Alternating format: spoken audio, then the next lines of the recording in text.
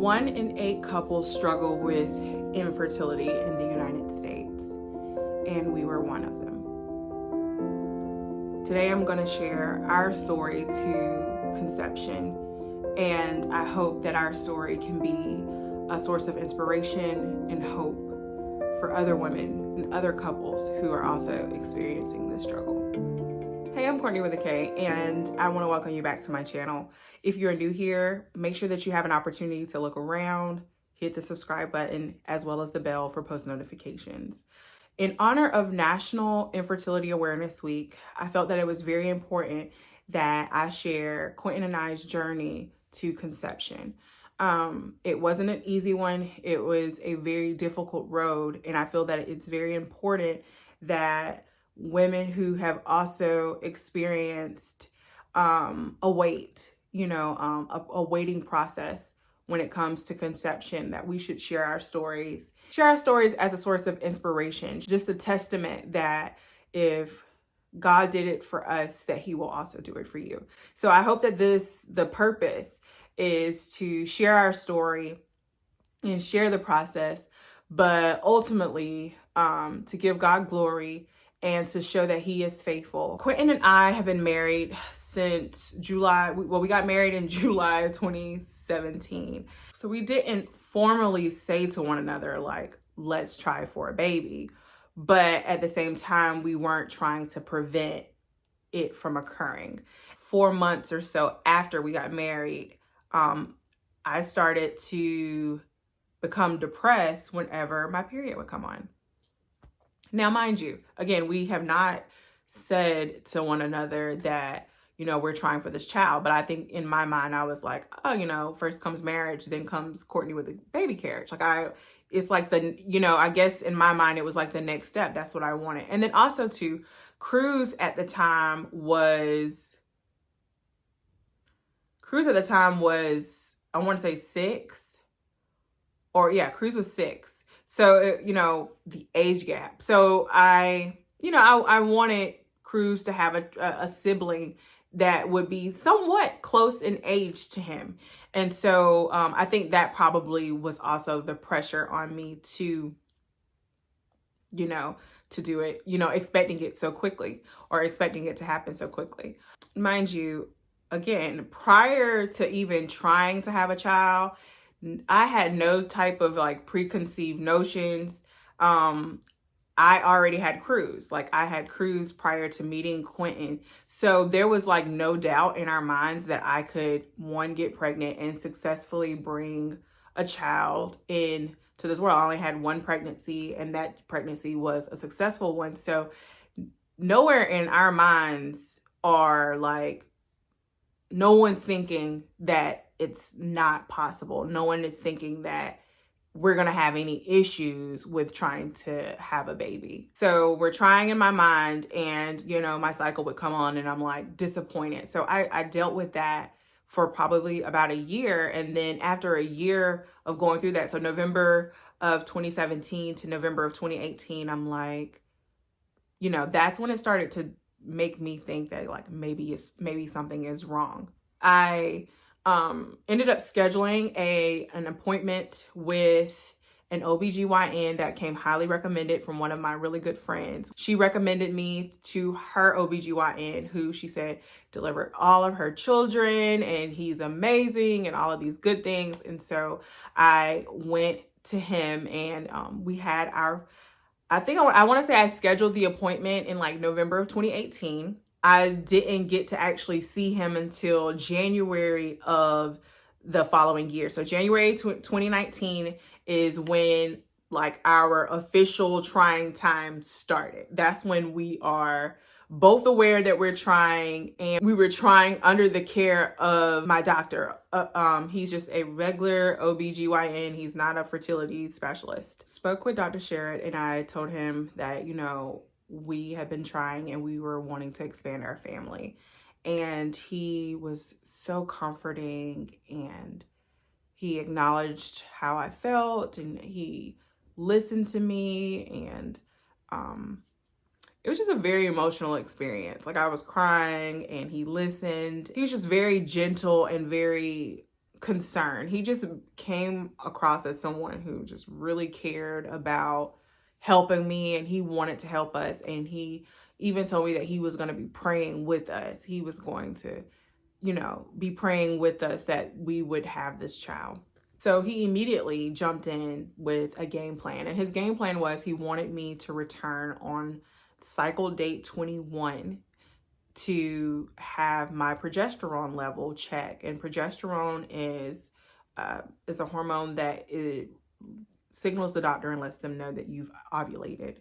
Every 21st day I'd go and get my blood drawn, and they check it. And then, I would check my chart to see, whether or not I ovulated or not. So ovulation was tricky. We were not catching the days, or something was off. And just repeatedly, day 21 cycle date, going in, having the blood drawn, and nothing. He ended up prescribing me letrozole, which is like the drug that some fertility specialists use to assist you in ovulating, to make sure that an egg is actually released.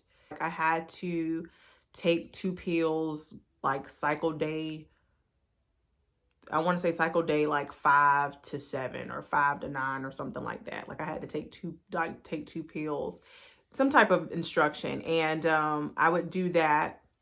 And then we'd still continue with the day 21. His instructions were that when we had our initial sit down, he told me that, we're going to do it this way for 6 months. And we're going to try to see if it just happens, if God just allows it to happen.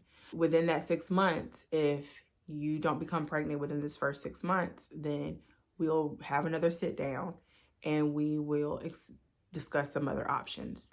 And so in the course of that first 6 months, he did want to do like some routine checks that I think he actually ordered some checks that I feel that any fertility doctor probably would have suggested. In May of 2019, I did an HSG, and that's when they pretty much like fill your cervix up with water, and then they release like a dye inside of it while you're under an X-ray, and they see if the dye can get flow into your fallopian tubes and pass back out with no issues. And it was in my HSG that we realized that my left fallopian tube was free and clear, like the dye could get in and get out, but the dye got in on my right side, but it couldn't get out.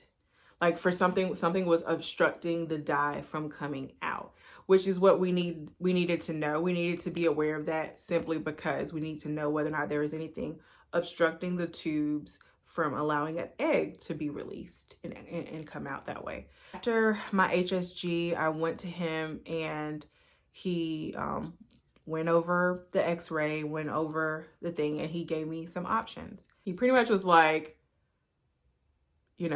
we can have laparoscopic surgery, and that's when I will give you 2 incisions, and I will take a camera and I'll go in and I will observe and examine your ovaries, make sure, and your cervix, and make sure that everything looks right. But then while I'm also in there, I'll go ahead and remove that scar tissue that's blocking the right side, or we can go and continue doing what we're doing. Your left is working perfectly fine. It's releasing egg. We can just pray that you just get, because there's no way of determining like what side is going to release the egg, like alternate whether or not it does it. So he was like, we can just trust that God is going to allow it to come out from the left side, and we can just leave that alone. Like, I'm going to leave that decision up to you. And me, when I heard surgery, I'm like, I don't want to have surgery. Like, I really don't want to have surgery. And honestly, what really kind of scared me was my HSG was when I did my HSG, I almost had like a panic attack. And so I just kind of was like, I really don't want to have surgery. Like, I was fearful, extremely fearful. And I was like, no, we're just going to trust God. We're just going to continue doing what we're doing. We're just gonna keep trying. And so we continue to try and try and try. And day 21 progesterone levels and day 21 progesterone levels, like having my blood repeatedly checked.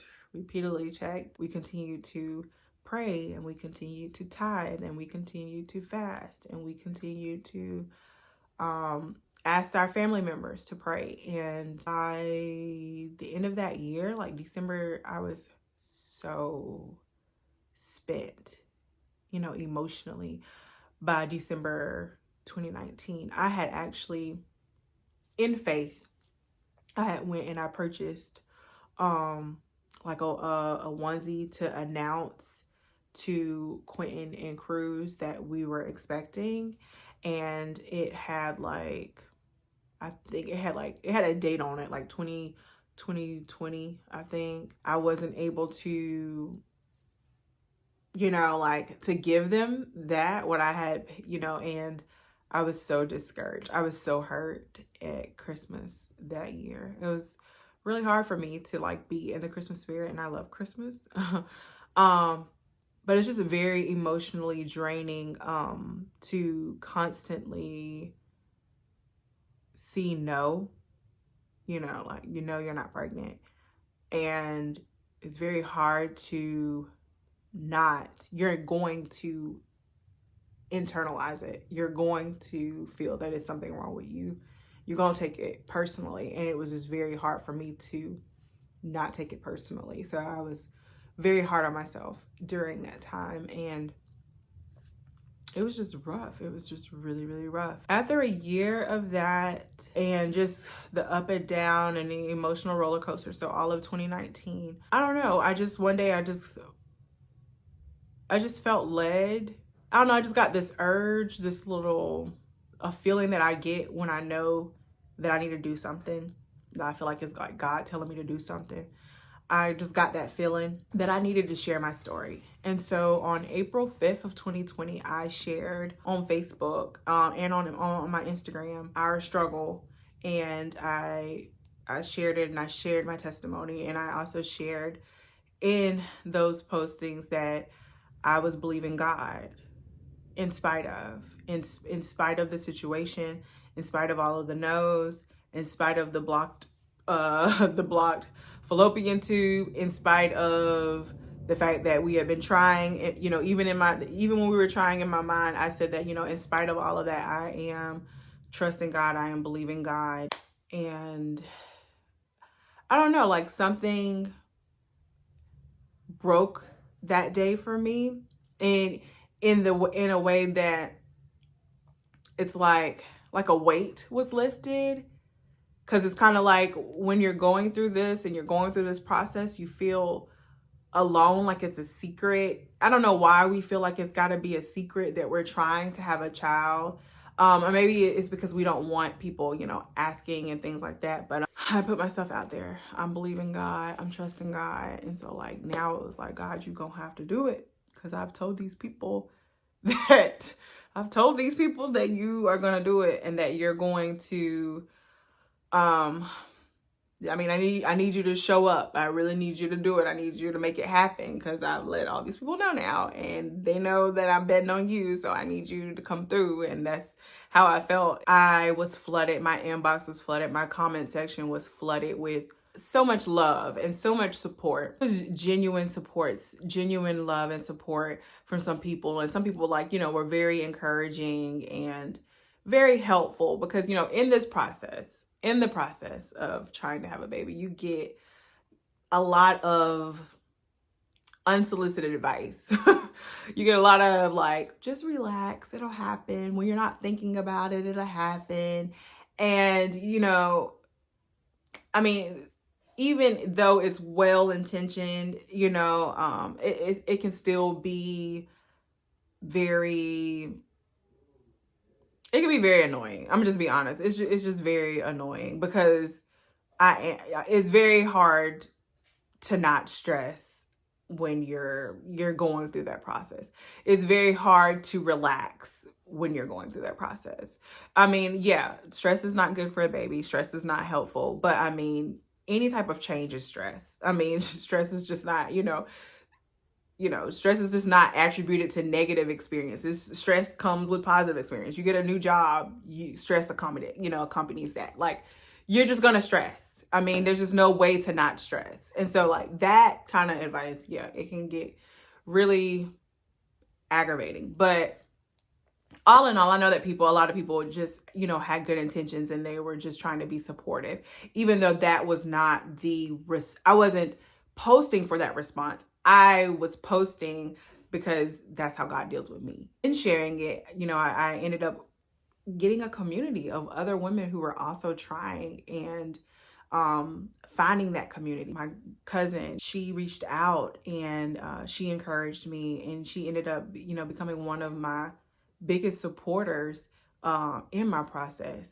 And she, got me connected with this ministry of like women in waiting, like other women who were also struggling. And they were having like, I think want to say they have like monthly Zoom meetings, and they meet and they encourage each other, and they all, like, God made a way for all of them to end up conceiving or having a child, whether it was through adoption or surrogate, or God ended up, making a way. Just amazing. And I needed that encouragement, and I needed that support, and I needed that community. And if I would have continued to face this by myself, and if I would have never posted about it, if I would have never made that post about it, like, no one would have known, and I would not have found that community, and I would not have, gained and garnered that strength, and that I needed that. I needed that during that time. And it, it kind of like renewed my strength.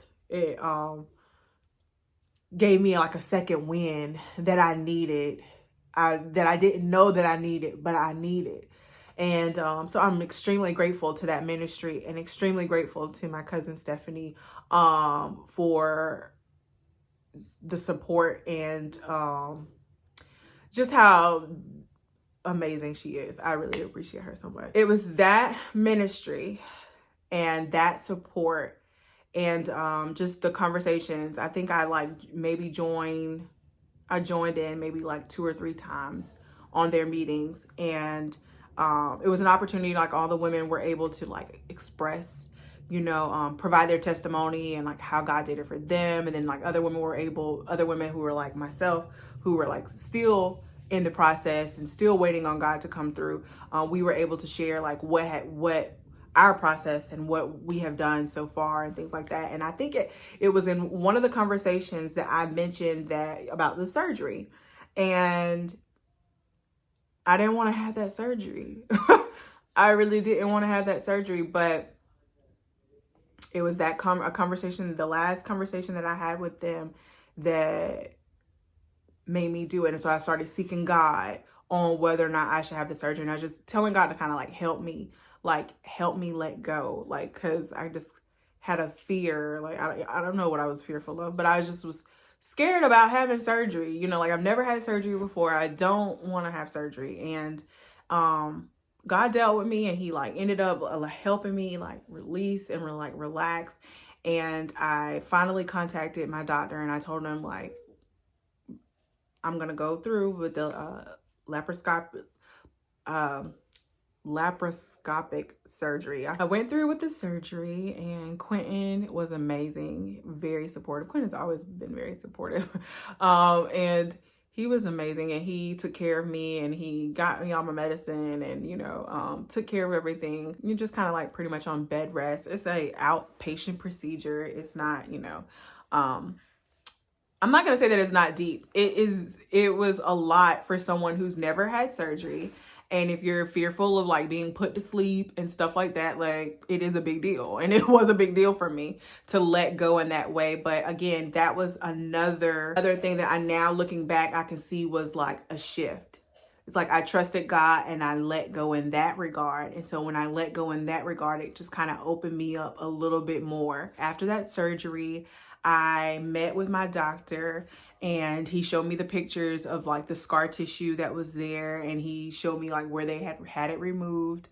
And so now it's like both fallopian tubes are available. The eggs can like pass through freely and be released. And it was a successful surgery and everything went well. And, looking back now, it's like it wasn't as bad as I thought it was. But, sometimes that fear can be so crippling. It can like paralyze you and keep you in place. And so I'm grateful to Stephanie as well as that ministry too for like encouraging me to go forth and like to pursue it and do it, because I think that it was beneficial. It was beneficial, even if it was beneficial just in me demonstrating to God that I trust him and letting go and just having faith. After I had my laparoscopic surgery in July of 2020, I got really serious about tracking, making sure that we're having sex when we need to be having sex, making sure that I am using my ovulation kits, like making sure I'm checking that as well as like checking my temperature. So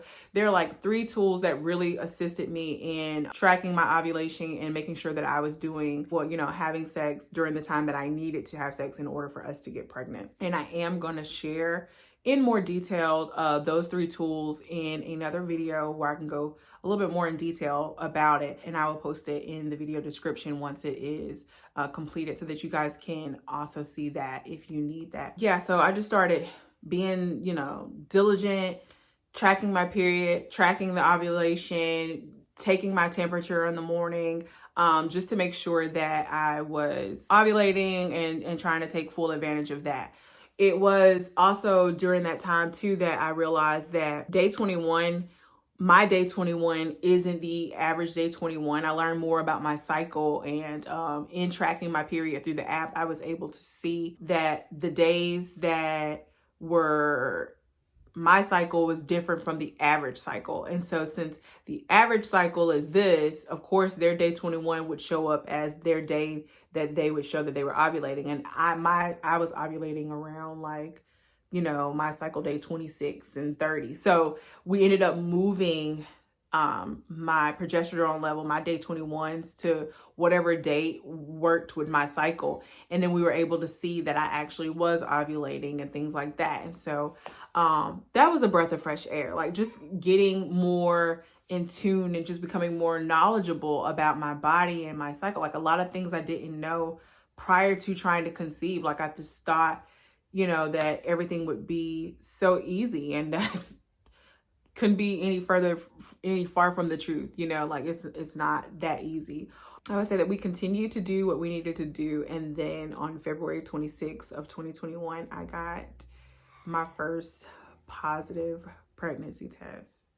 My first positive pregnancy test on February 26th. And I was in tears. Like I immediately called my mom and told my mom. And I was just so elated, and I wanted to tell everybody, but I didn't because it was so early on in the pregnancy.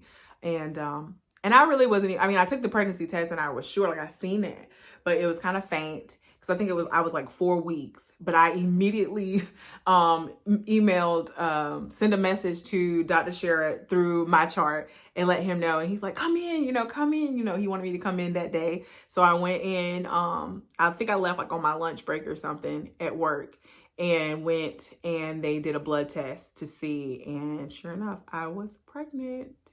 And that was just a really happy feeling for me. Like it was like, whew. So it was like, even though it was like a breath of fresh air and I just wanted to like be relieved, at the same time, it was kind of like I was holding my breath at the same time too. Cause it's like, okay, like, is something gonna go wrong? Like, is my bubble gonna be burst? Like, just that anticipation, I guess, from all of those no's and just all of that, it just kind of made me kind of like jittery and kind of like on edge. Is this really happening? Is this happening? And sure enough, it was happening. And so we successfully, had a successful pregnancy. And Oh, we have Judah now. And so I just give God the glory. I just thank God and I praise God. And that brings me to what is important. What is important is, in my journey, God gave me Galatians 6:9, that in due season I will reap if I faint not. In due season, in a time appointed for me, I would reap if I fainted not, if I didn't give up, if I just continued to press, if I continued to try, if I continued to trust, if I continued to do it in spite of the no's, that he would bless us with a child, and he did. And I just want this video to be a testament to the faithfulness of God. And I want someone to be encouraged that God is going to do it. Even in spite of all of the no's you've received, you may have miscarried, you may, be falling into like financial troubles in regards to IVF, whatever your journey may be. Just continue to push forward. If it is truly a desire of yours to be a mom or to be a father, I pray and I just ask God to do it for you, to open up your womb and to allow it to happen, because it is so stressful. It's so hard, but it is going to happen when God says so. We determine, I used to say that all the time to Clinton, like, we determine when we lay down. God is the one who determines when we conceive. He is the life giver. It is up to God, and it is when he says so. And so that anxiety and that anxiousness that we have is because we are trying to control when it happens, but we can't control when it happens. It's not in our hands, it's in his hands. And if we would just trust, and if we would just give it to him and just allow him to do it when, in his timing. And I know that's hard. Trust me, I know that it's hard. I've walked this journey, myself. I know firsthand how hard and how difficult it is just to be like, wait on God. But when we do, it's just so much better. Add my faith to yours. I really do. I add my faith to yours, and I just pray, with you, that it's going to happen, and it's going to be a beautiful experience when it does. It's just going to be so well worth the wait. And I promise you, what God is doing inside of you, whatever he's doing in your heart, because that's what it was for me, like the control, having to relinquish control, having to truly trust, having to truly let go, like all of those things, having to put myself out there, having to be vulnerable, all of those things. I'm not saying that you have to do those things. I'm saying those are the things that I had to do to see him move, to see it happen, to bring it to fruition. I had to do these things, and your journey is different. You may not have to do what I did, but at the same time, he's trying to get something through you before he gets it to you. And he's trying to do something in you first before you get there. So when you get there, wherever it is that you need to get, wherever it is that you need to get, whatever he's trying to get out or whatever he's trying to get in, once that happens, then it'll happen. It'll happen then, and then you'll look back, you'll be like me, it's 2023 and Judah will be a year and a half tomorrow. You'll look back and you'll be like, okay, so that's what you were doing. That's why this had to happen. That's what you were trying to line up. I'm telling you, his way, his will is perfect. It's always a reason. There's always a reason. So just continue to trust, continue to pray, and continue to do what you're doing, and God will see you through. So I hope that this has been encouraging. I hope that you feel encouraged. I hope that you feel inspired. I hope that this provides you your second wind. I hope that this provides you your renewed strength, that it gives you that renewed strength to keep pressing and to keep going. I hope with all of my heart that that's what this is. And thank you so much for watching. I appreciate you taking the time to watch. Make sure that you give this video a thumbs up. Make sure that you subscribe and hit the bell for post notifications. And as always, until we meet again and until we speak again, I want you to take care of you. You have a good